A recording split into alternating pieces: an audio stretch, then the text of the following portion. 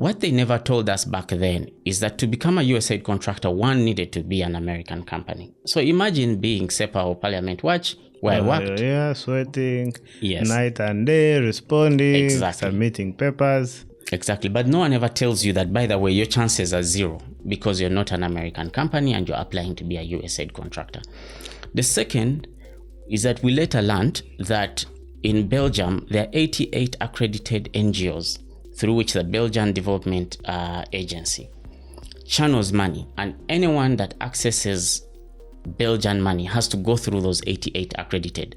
I think that list is reviewed maybe about 5 years, if I get my facts correct.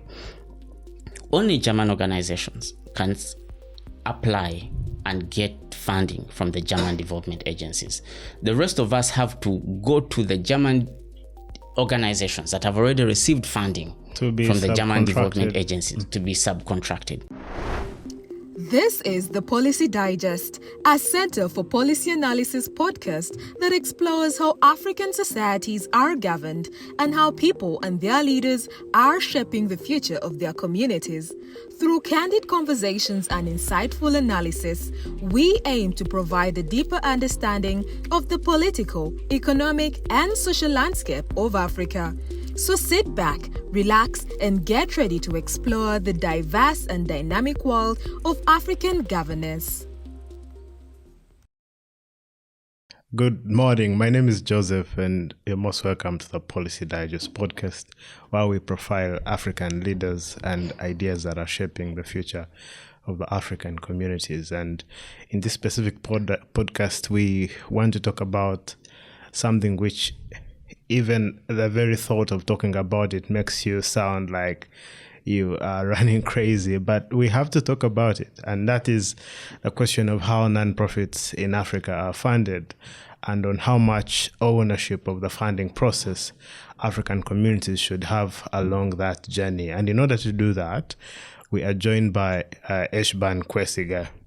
Now, just a bit about ESHBURN. For as long as I have been in civil society, even before I have heard of ESHBURN, who was at Chapter 4 Uganda, who was at the foundations of the Center for Policy Analysis as head of programs, who has been trying to remake the philanthropy space as it is in Uganda. At the moment, they are the knowledge weaving and influencing manager of the Global Fund for Community Foundations. They have previously worked as philanthropy lead for Civil South Africa. Like I said, they have been head of programs for Center for Policy Analysis. They have worked as a deputy director of the Leo African Institute. So many achievements. He's been into civil society for a long time. He has seen it all, from local organizations to the INGOs, the international development space, and we are here to talk about it. ESHBURN, you're most welcome. Thank you. I'm so happy to be back here at SEPA, which where I spent many of my formative years. Sure. In a sense, it kind of feels like coming back home. Yes, and to be frank, when I joined SEPA, I went back into the programming you did with GAP and with the foundational stones that you laid, which still exist. You did some great work, and on behalf of the very many people you've mentored into civil society work, I want to start by thanking you. Maybe let's start from back. What brings you to civil society? How did you know, I think I'm going to commit my life to philanthropy work and development work? How do you get there? I think that the whole thing really happened gradually. When I was much younger, I had this idea that if one wants to be successful, they need to go to business school and study finance, accounting, or a money-related type discipline. So that's what I did when I was much younger. But when I was at the university, I took a freelance job as a journalist for one of the daily publications here, The Monitor. And it was there that it occurred to me that I was quite interested in, back then we called them public interest stories. But these were essentially development issues: health, education, crime, rights, etc.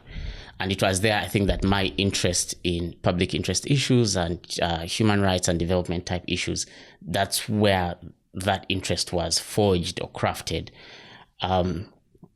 Naturally from that, I'm rushing through almost 14 years of work. Naturally from that, I gravitated into the think tank space and civil society. Here we are. And here we are.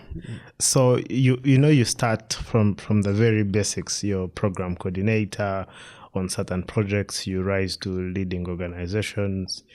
You're now into guiding the next direction of philanthropy in Africa. So what produces the transition from you being on the receiving end to now being at the level where you're driving how philanthropy should be governed? Well, to be fair, there are many people involved in that struggle and the elevation of African philanthropy as a practice across the continent. There are so many. But, over the years, the longer that I spent in development work, and I like to think around 2019-ish, 2018-ish, I get introduced to this idea called African philanthropy.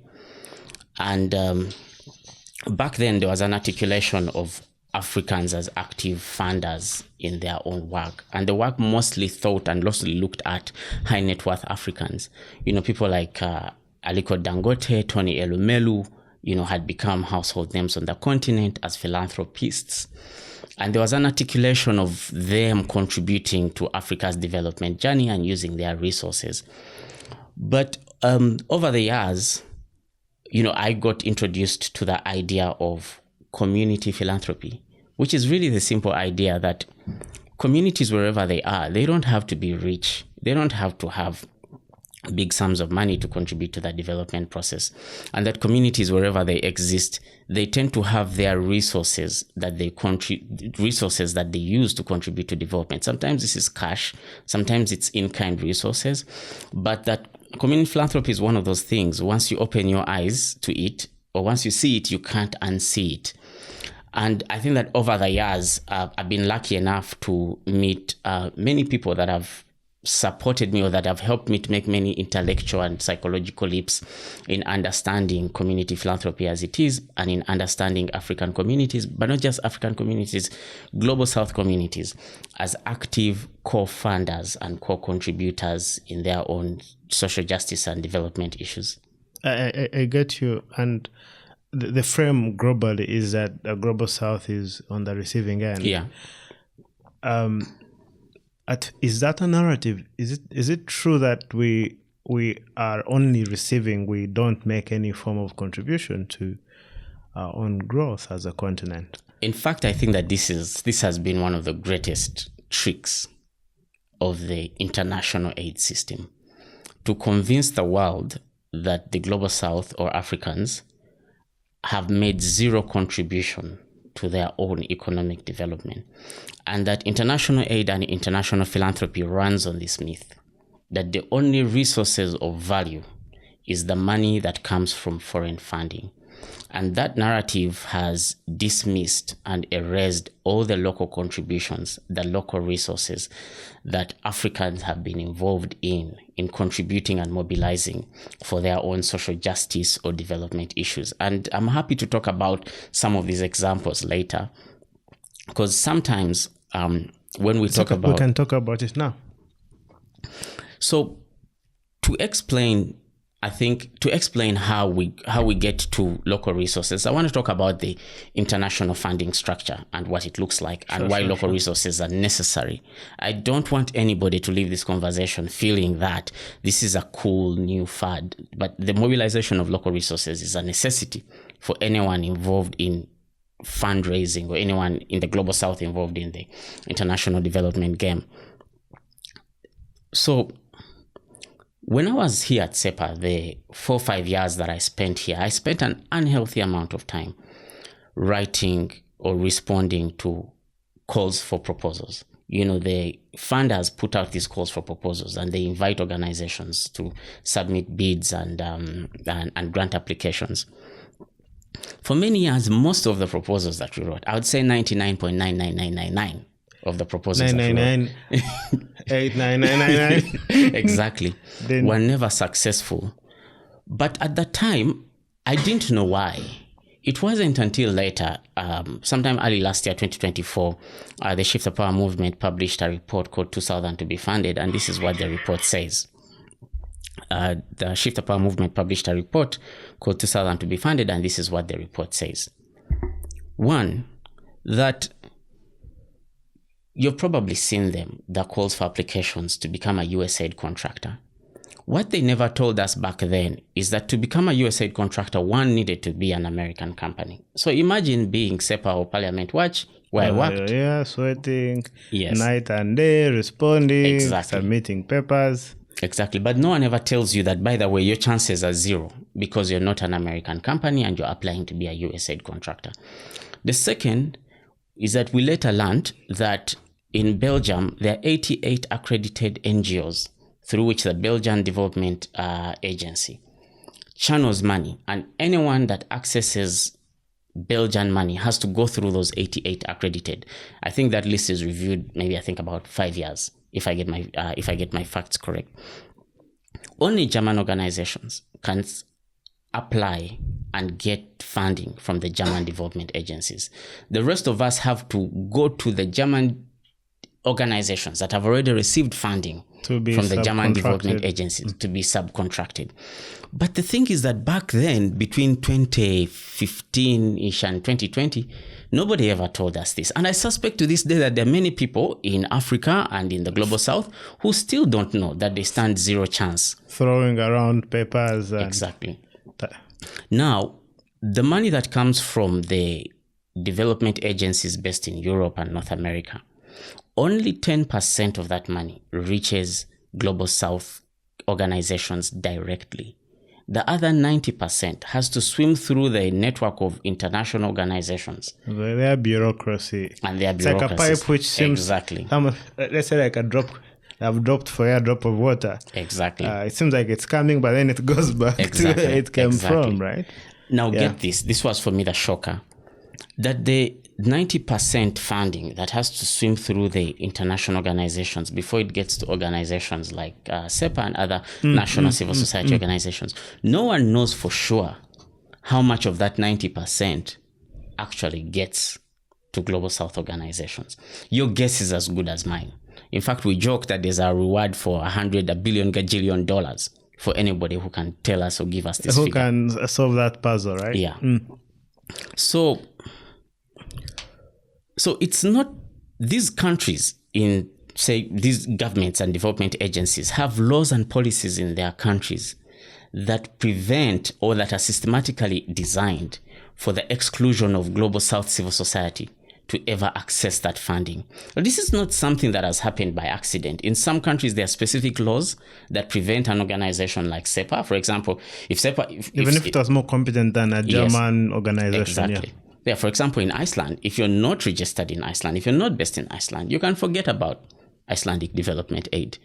But there are so many intricate laws, policies, but also informal practices. Like, for example, no one ever told us that if you're not an American company, forget about being a USAID contractor. It's not law, but it's a norm. Yeah. And even when USAID said that 25% of their money was going to go to local organizations, it was international American companies that came here and registered locally, then qualified as a local organization to apply for the same grants.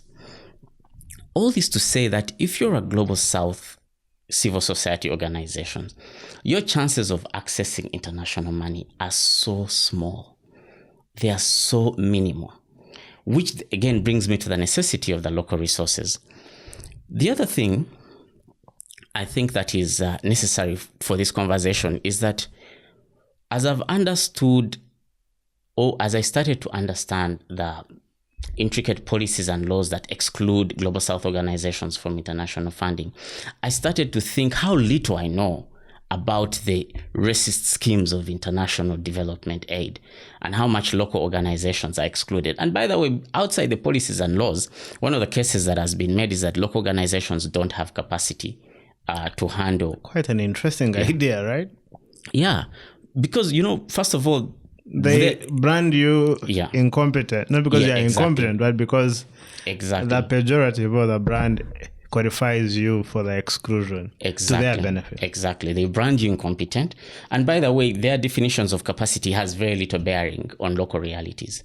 You know, one of the definitions of capacity is your ability to articulate yourself in English. Never English or French or some of the other languages of development. It's never your ability to communicate with the communities in which you live in. Second, this word capacity is also a coded and loaded word that is used to make references to assumptions around fraud and corruption, and that Southern civil society organizations are risky, which, by the way, is ironic because there's no empirical evidence that makes this case. That makes the case. Yeah. Every time this case has been made, it's been made on bias and prejudice. Or even broad generalizations, trying to juxtapose one example, a value in one example and the other, without paying attention to context. Is that what gave birth to the localization or decolonization of philanthropy movement? So localization is a different piece, and a different piece. Yeah, and I want to come to it in a second. All right. So the organizations that have been able to qualify for international funding have to play by very specific rules, and these are the rules. These are some of the rules anyway. The first is that you have to speak English or French. The second is that you have to speak the jargon of development. You have to know the difference between M and E, meal and malel, or if any other terminology they bring about. Then you have to keep up with the terminology and the jargon, because the international aid has this thing where every couple of years, they create new words, and I don't know who creates them. And it's the emphasis they give for awarding or you retaining the grant. Yes, exactly. So the other is that you have to cultivate and maintain relationships with funders who are based in North America or Europe. Now, there are many, many organizations that are unable to play by these rules. And yet somehow those organizations manage to mobilize the resources that they need to do the work that they need to do in their communities. Do you want to make a brief comment on the cultivation of relationships? Yeah. What's a norm like? Well, I mean, from what I'm able to see from my vantage point is anyone that has spent 2 seconds in the fundraising game knows that if you're white, you can get a grant over a cup of coffee. If you're non-white, you might need to go through the bureaucratic process, which sometimes includes application, getting first time, or getting your name or your organization somehow in the mind of the funders that you seek. And that game is much more complex, that the rules for fundraising, if you're white and you run an organization in the Global South, are completely different from the rules for fundraising if you're African and you're not necessarily a native English speaker, or you're not an articulate English speaker. So we have to ask ourselves, the organizations that have been managed to exist and survive, and in some cases thrive, without playing by those rules of international aid, how have they been doing it? Now, one has to kind of tilt their gaze away from the organizations who always had access to international funding and think about the organizations who didn't have access to international funding. And it's there that you start to see communities mobilizing whatever resources they have, sometimes little money, sometimes in-kind contributions to do the work that they do. And in fact, thinking about it now, I can think about it a bit more clearly, because you know what they say, hindsight is clear sight. That when I was at SEPA, I was complicit in the system that erased the local contributions of the communities that SEPA and Parliament Watch worked with, because Parliament Watch being a project of SEPA. When I look at this office, I mean, I just spent about 30 minutes here. Oh, yes. Earlier on, yeah. When you walk in, the art piece that greets you was a local donation. I was there when that art piece was donated to the Center for Policy Analysis.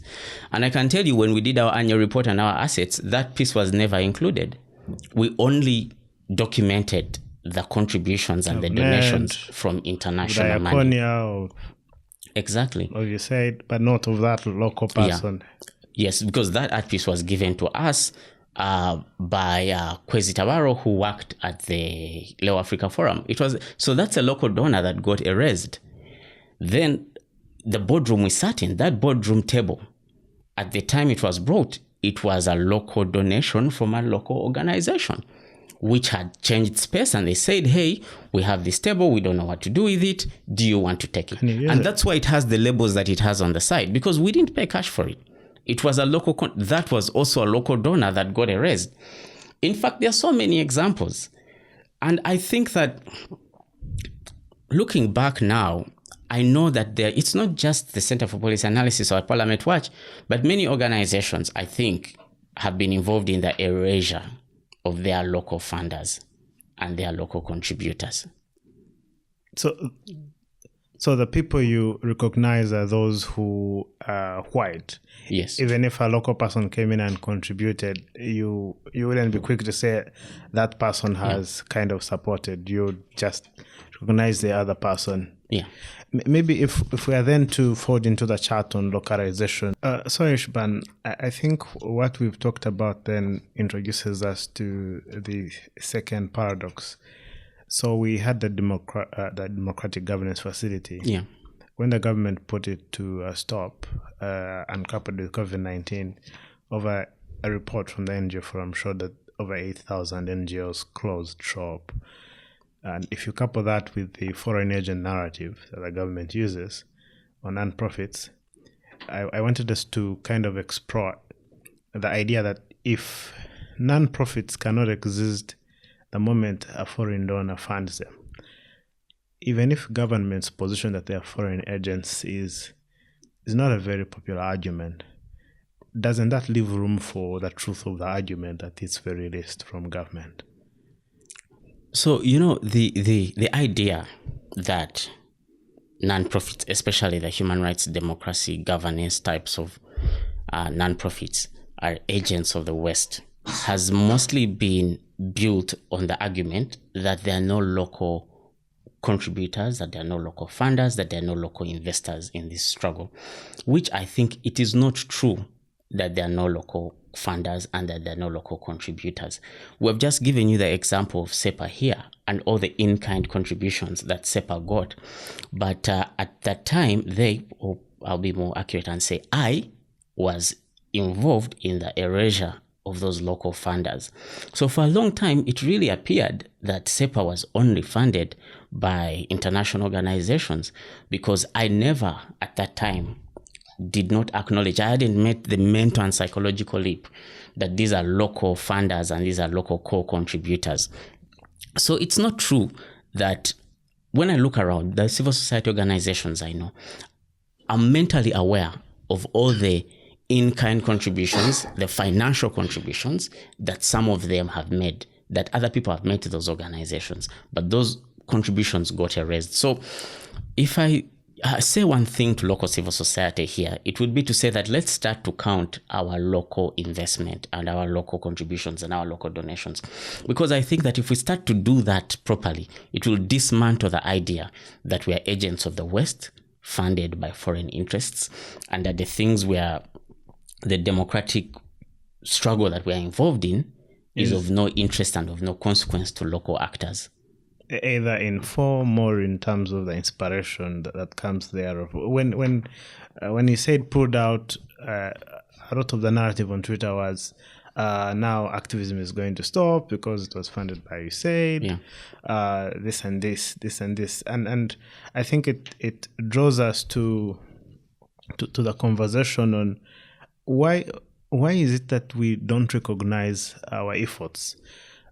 Is it a consequence of a certain narrative that has been built around philanthropy, that philanthropy is white, that for it to merit as philanthropy, it has to have a white skin? How do we get this point? Because I'm a religious person. I go to church. So on last Sunday, I was at my local church and they had collected 819 million in a single calendar year, and it had built a community hall. They had about 100 million in charity.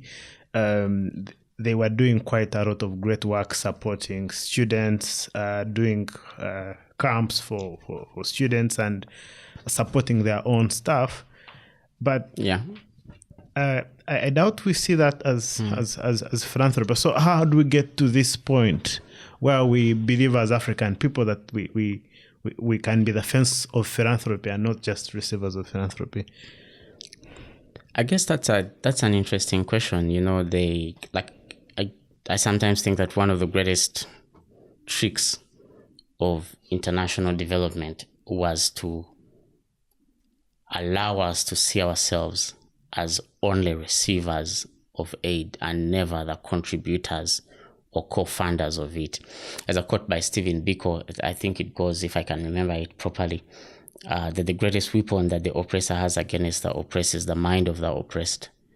And that there's something in our mind, there's something in our psyche, and I think that international development and aid has done this to us, to convince us that we are not contributors, that even the removal of US aid to the Ugandan activist infrastructure automatically convinces us that activism is going to end, which is not true, by the way, because if you saw the parliament protests that happened sometime last year, there were people on social media mobilizing bail money for the activists.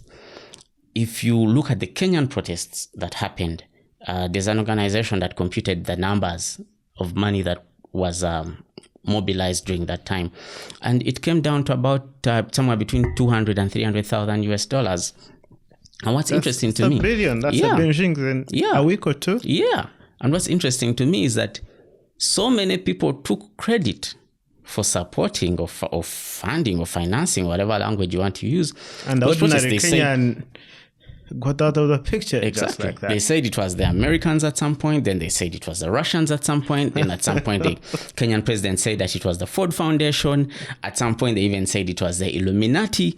Everybody took credit for contributing to that protest process, except the Kenyans themselves, the Kenyan communities that one who contributed risked to their it. time to be in the streets, but also risked about a billion shillings. Yeah. Why? Is it like a white savior complex of sorts? I've heard of that concept. Is it like a white savior complex where they feel like they always have to have the main character syndrome and have to always come in and say, we've done this. You were simply funded to do this. I think that, we're all complicit in it. That yes, no one to blame. We're all to blame, not no one to blame. Oh, okay. Yeah. There's a shade of white philanthropy that sees itself as the funders of this work, who believe that once they step out, the work will dismantle. We are dead. The HIV patients will disappear. Exactly. And there are some of us who also believe that once the international funder exits the scene, that these struggles are done. I want to give the example of the shelters. There used to be many shelters that were funded in Uganda, and many international funders pulled out of it, because the nature of a shelter in Uganda is that the Ministry of Gender has to, first of all, classify it as a shelter. There are certain perimeters. The mattress has to be of this size. Exactly. It has to have X number of rooms and X number of space. Now, there are many people who've turned their 2-bedroom houses into shelters, and I see a lot of this in Eastern Uganda, Jinja particularly. And those shelters are mostly run on local donations. Even the police going as far as contributing food to those shelters. Local entrepreneurs in those spaces who sell things like eggs, who say, look, I have too much stock. I'm going to give maybe a tray of eggs, about 28 eggs, to this shelter. For me, if you really want to know the extent at which we've invisibilized, we've made invisible the local contributions, just think about the shelters. The fact that many international organizations stopped funding them on the basis, they said that the shelters were being abused because there wasn't a clear timeline of how long somebody should spend in a shelter. Imagine that. You've just suffered gender-based violence, you're now possibly homeless. And they usually have a timeline of when and you the first go question back. they ask you is, when are you leaving?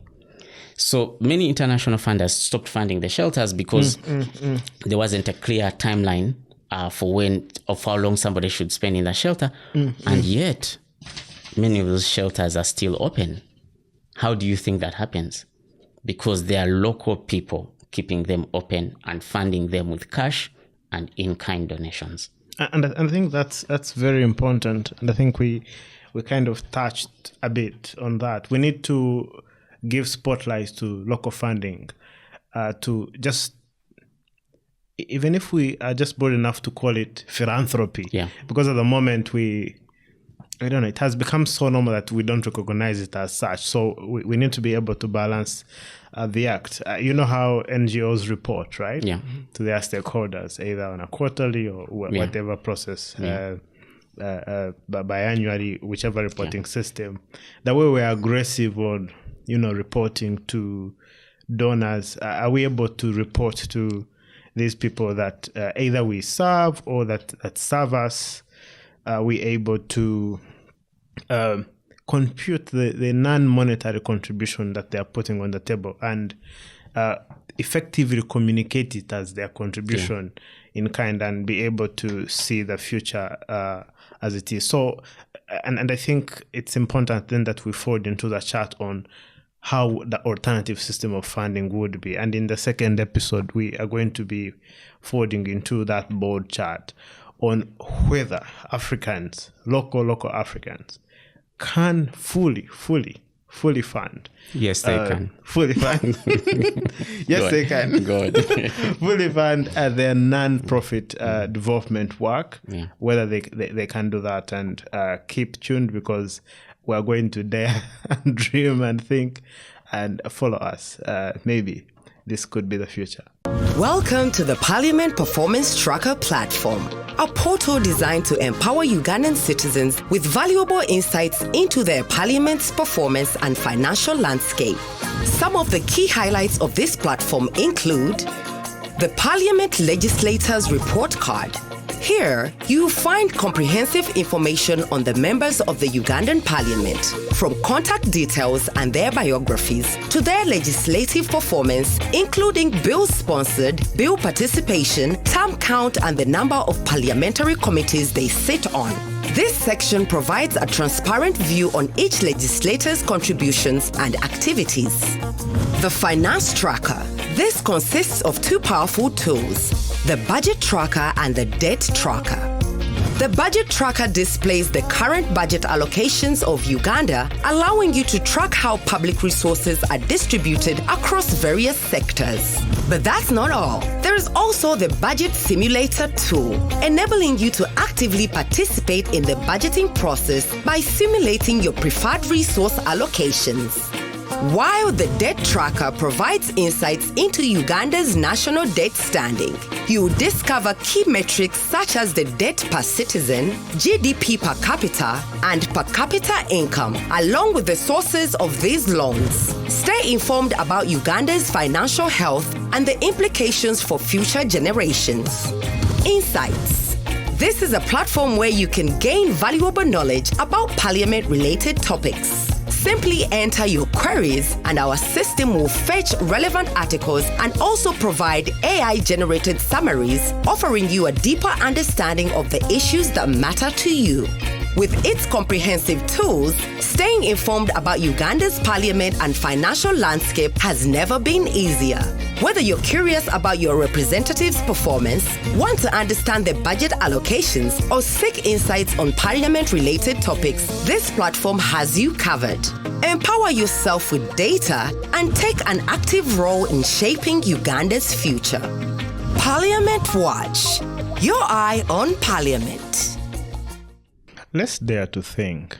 So, if a civil society organization or an NGO in Katakwi or in Kampala or anything nationwide or in Gaborone or in Egypt, can they operate fully without receiving that message that they have received a grant from USAID or from the UK government? Join us in this episode. So, ESHBURN, if we were to talk about it, if we were to discuss just the alternatives, how would they look like? The alternative systems of ensuring Africans can fully fund, or maybe fund looks like money, right? Yeah. Can fully commit resources to the causes that non-profits stand for. So the alternative system is already happening. It was always happening. And I think that for one to see it properly, you have to tilt your gaze a little bit and look at organizations that have continued to exist without international money, because there are so many of them, and to watch how they operate and for us to think about what can we learn from them, because we take it for granted that our instinct is to teach them and build some form of capacity and teach them how to fit more like the dominant and conventional organizations. So the first thing I want to say about the alternative system is that there are many emergent ideas across the community philanthropy world and across the African philanthropy world. The other is that the alternative system, or community philanthropy as I've come to understand it, is mostly built on trust, because one has to mobilize various resources from a community or from local funders, and trust is the basis or is the beginning part of that relationship. While the international system begins with distrust, where they ask you for audited accounts, where they take you through a due diligence process. All of that is meant to build trust over a period of time. Whereas with local philanthropy, it starts with trust. You building trust. Yeah. The other is that once we acknowledge that local funders also have a say in how success of the project is defined, or how success of their work is defined, then part of the alternative system is to rethink or to reimagine how we think about monitoring and evaluation, or how we define success. Because a lot of M&E is done, vertically. It's done for funders. But if you acknowledge that communities are also investors, then you have to think about how to do it horizontally, to do it for the other people that are co-funding your work. And that's really part of the alternative system, to reimagine how our relationships of trust and subculture of distrust, to reimagine how we do monitoring and evaluation. And by the way, these are not abstract ideas. There are so many organizations around the world that are thinking about these things and experimenting with new ideas. And sometimes when we talk about the alternative system, people who've been socialized in civil society and in international development, they ask, what is it? Show it to us. Without acknowledging that sometimes this system is still being built. We don't even know yet what it will look like. But we need to give the alternative a chance, because the system that we have here has worked for a few people, but it hasn't worked for many. The other thing, I want to give an example of things that I see as the alternative system. And this is just one. It's not really a standard, but perhaps something that should offer inspiration. Here in Kampala, there's a book club called the Soma Book Club, with members who meet once every month. And when they meet, each member contributes 20,000 shillings. And every month they fundraise anywhere from maybe $80 to $200, depending on who has contributed. And they take that money and give it to a public school of their choosing. They take turns in deciding who decides what school. This is an organization. To me, this is a community foundation. Even though I'm sure if I told them you are a community foundation, they would say, no, we're a book club. Foundations are the other ones. Yeah, foundations are the other ones. Exactly.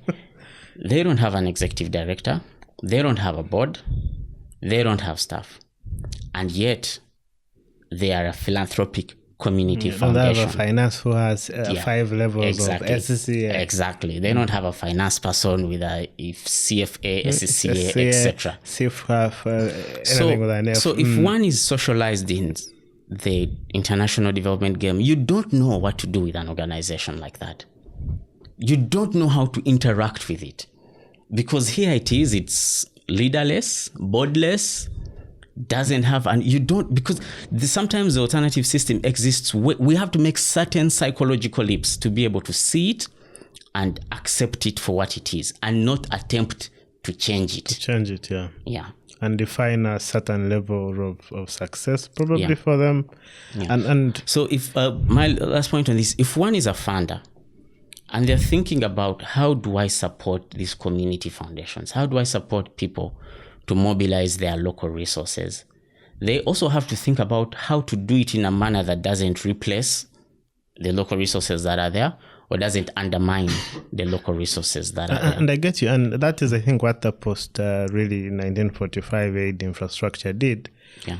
I think it replaced the whole narrative of people directly contributing as philanthropists to their work, and saw anything development as something which is foreign. And I think the experience why, on a whim of a pen, depending on which side of the bed a certain president in the east or west wakes up. Yeah. So many non-profits are not existing, right? Yeah. You spoke about M&E in the sense of us reporting simply to donors and certain metrics.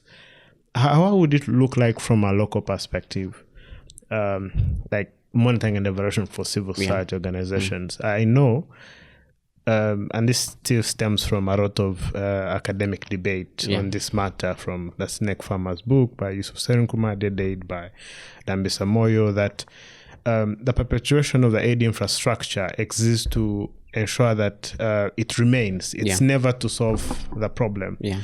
Do you think that if local philanthropy was taking lead, then we would be having more accountability for resources? As a result, these problems would actually be solved faster?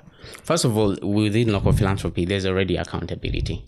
Like the idea that we are not accountable for resources, I think for me is an idea that the people who benefit from it are the international organizations who use it as an argument to hoard or to control the flow. 90%. Yeah, to control as the 90%. As if they're more accountable than local. But here, people know what happens if you misuse money. If you are a thief. There are social mechanisms. You could get ostracized for it. People know what happens. Shame. Your children could be ostracized for it. Exactly. So for me, the first thing is that there's so much accountability within the local fundraising and community foundation, community philanthropy world. The second is that on the monitoring and evaluation point and the way success is defined is that we would now start to think about horizontal, we would build on the horizontal accountability to our local donors and to our neighbors. Because right now, the way M&E is set up, it's mostly accounts upwards. It mostly has a vertical accountability. And because of that, we mostly measure the things that donors define as success. And a lot of it is quantitative. Quantitative. English is English. Qualitative. Yeah. A lot of it is to count numbers. Yeah. Mm-hmm. How many people were at the meeting? How many were women? How many were males? Exactly. But when you ask communities might say, look, we define success based on what is the level of trust within the community. What is the level of, how has justice been delivered? What's the level of safety? And these are things which we need people to exercise their moral and intellectual imagination in thinking about how do you measure things like justice, dignity, trust, and all the other ways that communities define success. And again, that's part of the alternative, that it's still being built. And anyone that's interested in being a part of it has to acknowledge that I'm not coming into something that's been fully finished. I'm coming to help build with. Yeah, I get you. And let's say you are living with someone. Yeah. That's like one scenario. Let's say you are not living with someone, but they help once in a while. There's a very huge chance that you'll be more accountable to this person that is closer to you than the one who is far away, right?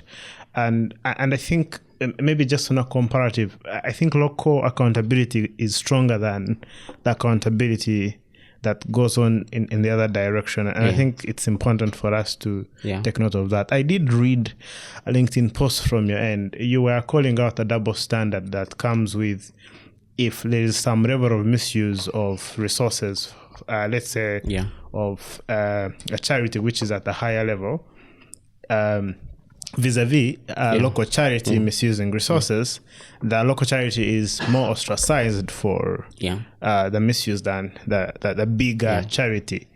Could you make a comment on that, on how the international aid landscape is so opaque and no one is asking questions? We assume it is clean and it's most of the eyes that are on these local charities. Yes. So that's an idea that comes. There's a very interesting book called The INGO Problem by the INGO Problem by Deborah Don, and that idea comes from that book. The double standard in how INGOs exercise their power and the assumptions we make about their ability to be accountable. That INGOs are somewhat seen as more competent with resources in ways that local organizations and local civil society would never be. And that power is really a tool, that double standard is a tool of power. And this is a case that the Shift the Power movement has made, that a lot of what happens in international development is really defined by power. And that power is mostly held by the NGOs that have money, that have international money and resources. And if you don't have power, then the extension of it is that your knowledge is dismissed, your capacity and your local skills are dismissed. And one of the beautiful things about local resource mobilization is that it could be a long-term strategy, and indeed it is a long-term strategy, to flatten that power dynamic between local organizations and the international funders that fund them. Once one takes a power lens of international development, you start to see those things that NGOs can get away with, things that a local organization would never be able to. Be close to. And in fact, because of that, what I've seen over the years is that local organizations hold themselves at a higher standard than international philanthropy does, because they are aware of what happens if they slip up and make one mistake. Because the consequence is higher for them. Is higher for them. Yeah. All right. So before we came in here, we were going back in history on the history of Parliament Watch. You were asking whether it's volunteer-led, right? Yes. Yeah. And I think earlier last year we had East African Parliamentary Monitoring Organizations, and we had a panel.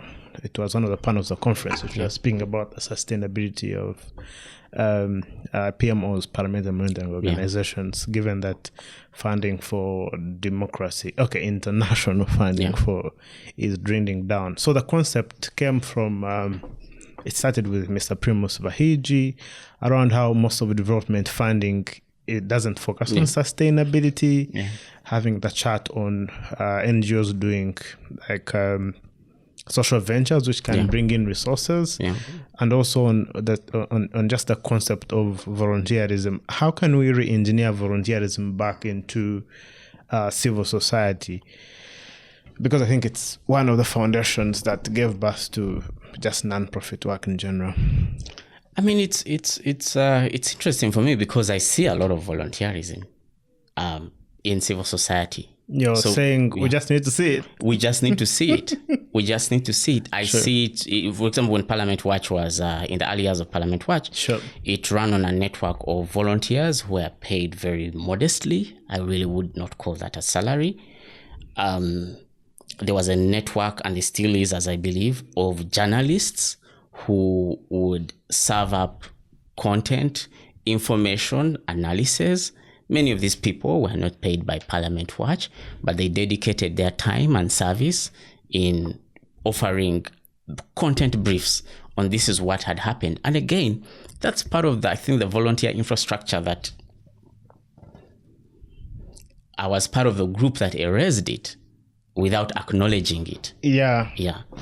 And even today, I mean, I see there are many organizations that I can think of that are being, for example, 4040 is a network, is an organization that also runs on many volunteers. I know many friends who were 4040 volunteers. It's just that perhaps now over the years, as we've grown older and other distractions have come on board, they've stepped out of that role, and other young people have stepped into that role. Right? Yeah. I mean, I could say, how much did you pay me for this for this conversation? Please write my name down as a volunteer. Because you paid me $0 for this conversation. Absolutely, and you've parted with your time, you've parted with your fuel, you've parted with your knowledge. Ordinarily, that would come at a very, very high cost. There's a strong volunteering instinct in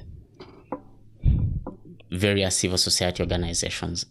But we never count it. We never.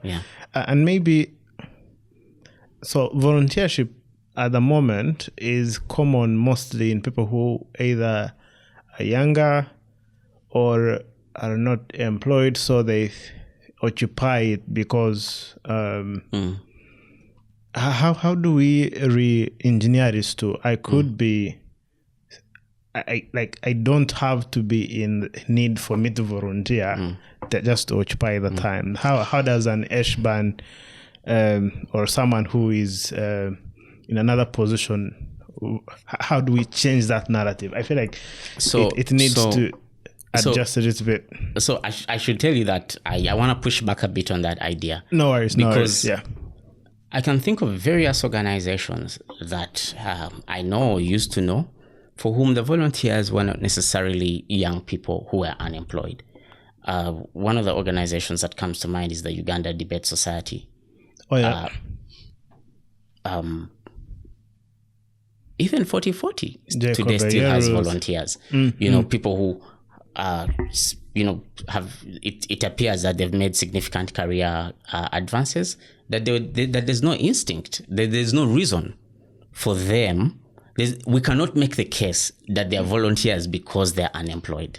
Yeah, I can think of many examples, especially here in Kampala Civil Society. Kampala, sure. What we need to do is to ask the executive directors and program managers of these organizations to start to make visible and to talk about the people that are contributing time to those organizations without necessarily getting paid. Because I think there's so many.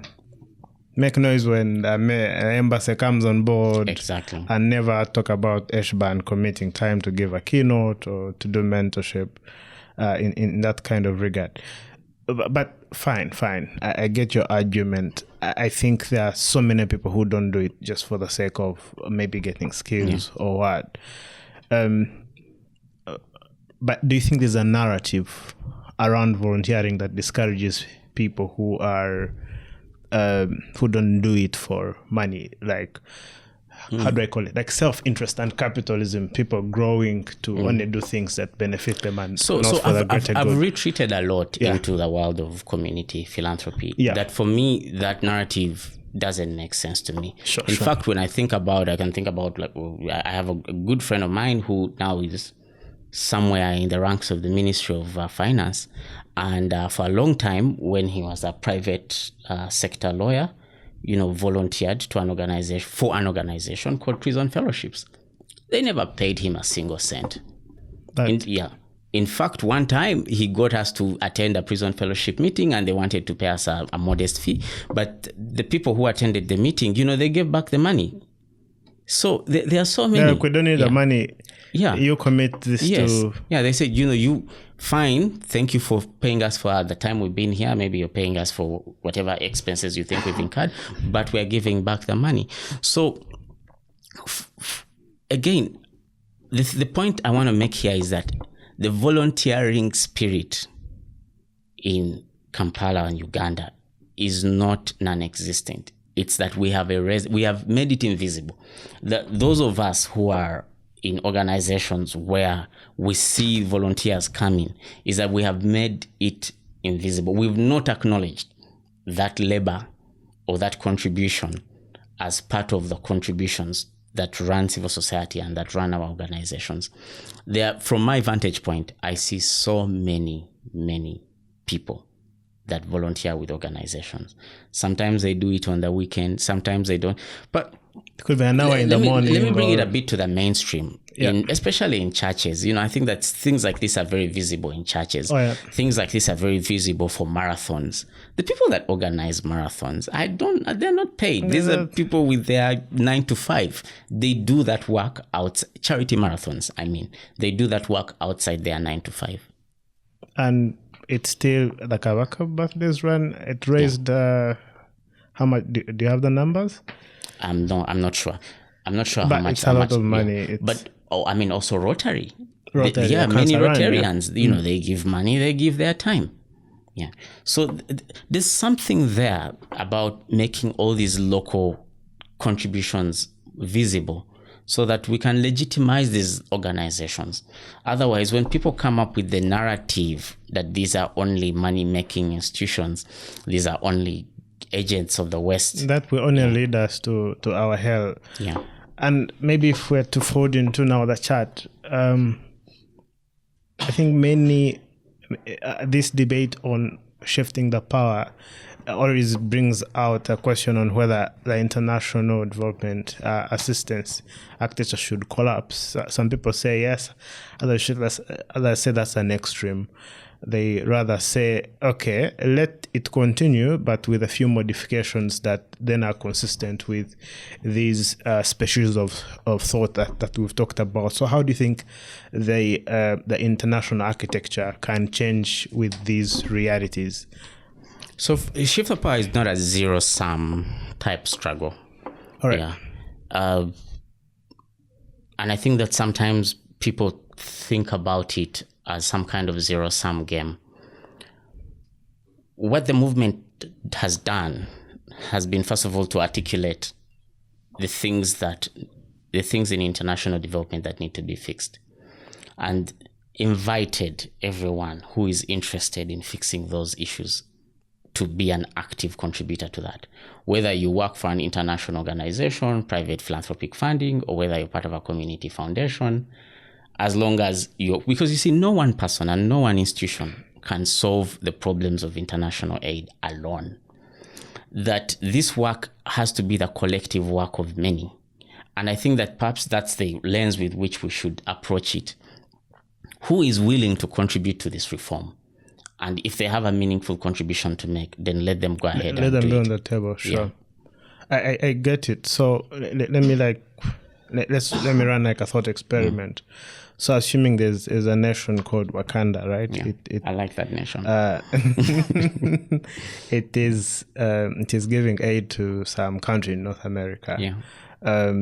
They don't want to face these kinds of problems we've talked about. How would they approach their grant system?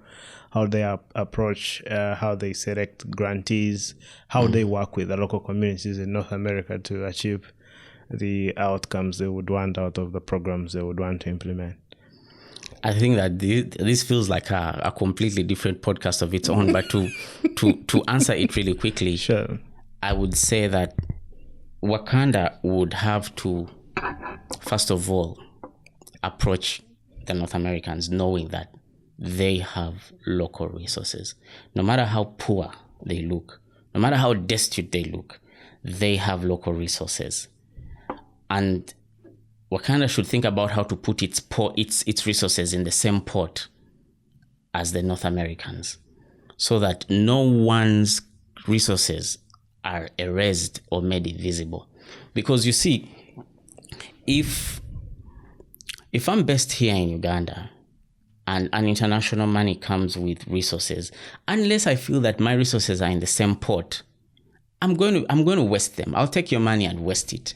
But if I feel that my money is in there, then I'm more invested in whatever it is you're doing, because we are co-investors. I have my eggs in the same basket as yours. I have a stake in it. But if it's just your eggs, please, why should I spend sleepless nights thinking about it? Yeah, because I would as well just go to a hotel after hotel, spend the money. And Wakanda also has to think about how to contribute to that process without undermining and replacing whatever local resources they have found in there. And I think that for me, this is the thing that I think many international funders always have to be alive to, that it's all right to have your money, but you must be alive to the fact that your money might destroy something beautiful that was being built without you. Is that really what you wanted? Will you be happy that you came and destroyed communities' very functional system? Yeah. It just had a few challenges, and when you left, you were gone. Yeah. Do you think Wakanda would then ensure that, let's say you have 1,000 people working in Wakanda Aid, right? Do you think how would Wakanda approach the, let's say, the amount of let's say ambassadors or foreign workers from Wakanda going to that North American country? How many would they be? How would they be paid? Which kind of houses would they be living in? Would they be living in Kororo or would they be living in Boise? So the Boise of that North American country. I guess then we don't even have to use it we don't even have to discuss it through the lens of a thought experiment, because in many ways this is what happens here. that the international organizations, have come up and have set up, what colonial outposts of their work within these local countries or within countries like Uganda.